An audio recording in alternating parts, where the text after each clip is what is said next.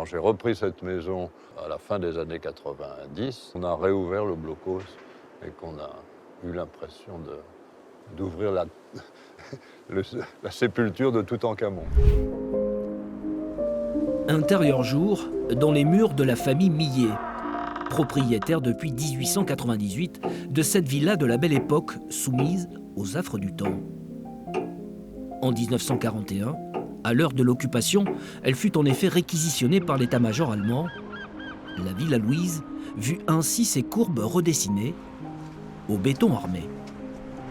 Les photos ont été prises, oui, probablement en septembre-octobre 1944, quand mes parents sont revenus de Paris pour découvrir l'ampleur des dégâts de leur maison. La maison n'avait pas été complètement démolie, puisqu'on n'était pas dans la zone qui était dangereuse pour les Alliés au moment du débarquement.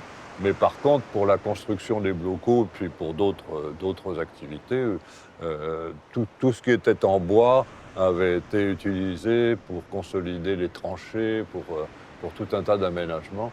Et donc la maison était en piteux état, bien sûr. Ouais. L'entrée est là, c'est ça? L'entrée est là, voilà.